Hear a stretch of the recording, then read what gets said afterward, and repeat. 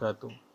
Alhamdulillahi wahdah, wassalatu wassalamu ala rasulillahi man la nabiyya ba'dah, amma ba'd. Pemirsa dimanapun berada, di dalam sebuah riwayat yang diriwayatkan oleh sahabat Thalhah bin Ubaidillah dikisahkan anna rajulaini minal bali qadima illa rasulillahi sallallahu alaihi wasallam. Ada dua orang pemuda, dua orang yang bersahabat datang menemui Rasulullah dari daerah Yaman. Fa aslama jami'an. Kemudian keduanya masuk ke dalam agama Islam dan menetap di kota Madinah. Sampai ketika ada perintah perang, keduanya pun ikut pergi berperang. Dan qadarullah, salah satu di antara keduanya meninggal di medan perang sebagai syahid, dan yang satunya lagi pulang dalam keadaan selamat dan sempat hidup 1 tahun lamanya. Kemudian di suatu malam, Thalhah bin Ubaidillah bermimpi, fara'aitu fil manam baina ana inda babil jannah. Kata Thalhah bin Ubaidillah, suatu malam aku bermimpi, aku berada di depan pintu surga bersama dengan dua orang pemuda tadi. Tetapi yang membuat Thalhah heran adalah yang dipanggil masuk surga duluan adalah sahabat yang meninggal belakangan.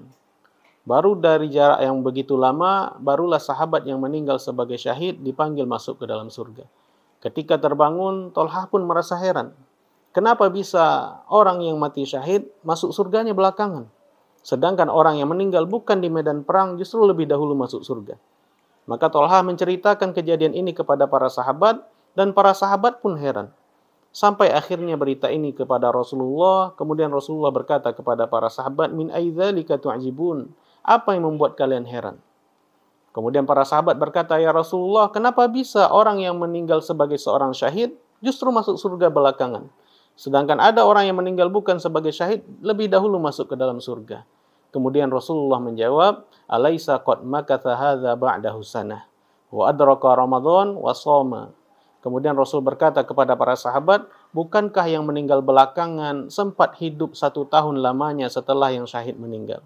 Dan bukankah dia sempat bertemu dengan Ramadan dan dia puasa Ramadan? Para sahabat menjawab dan merasa mendapat jawaban. Mereka berkata, qalu bala ya Rasulullah, benar wahai Rasul.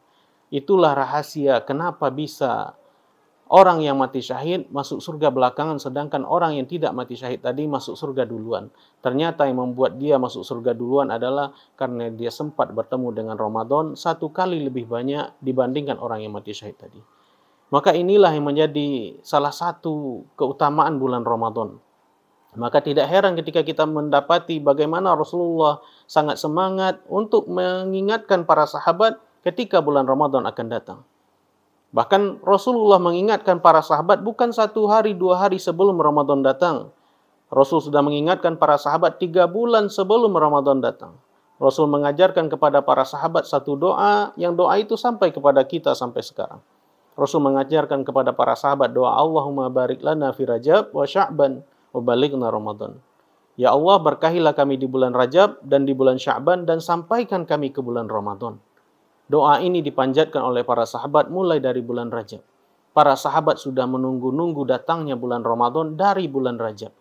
Dan kalau kita buka kitab sejarah, kita akan mendapati Imam Ibnu Rajab Al-Hambali mengatakan di dalam kitab Lataiful Ma'arif, bagaimana para sahabat, bagaimana para tabi'in, mereka mempersiapkan menyambut datangnya Ramadan.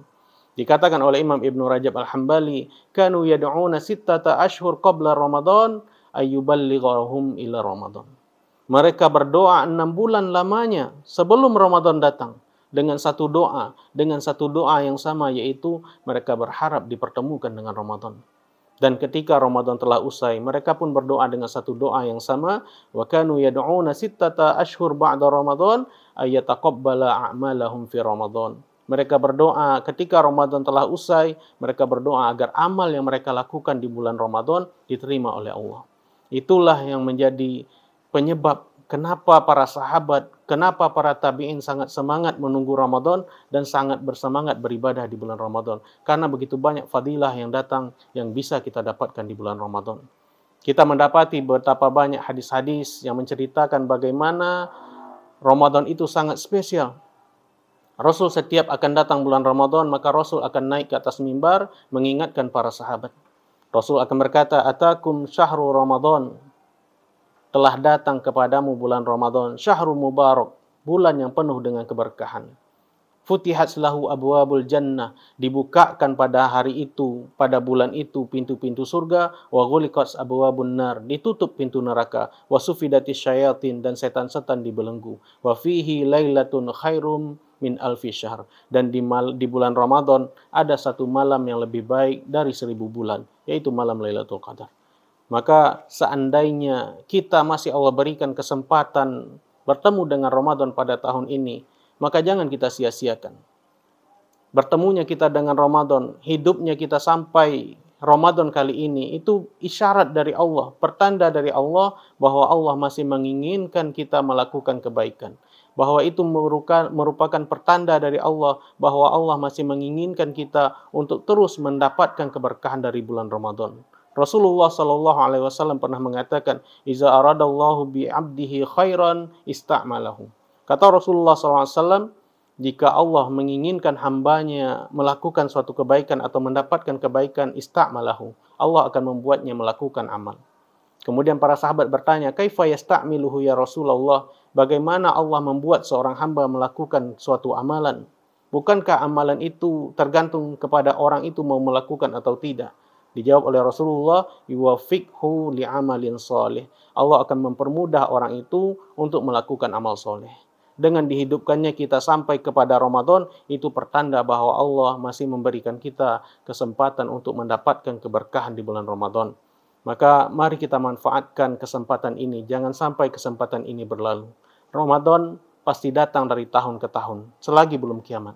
Tetapi siapa yang bisa memastikan kita masih akan bertemu dengan Ramadan selanjutnya? Billahi taufiq wal hidayah. Assalamualaikum warahmatullahi wabarakatuh.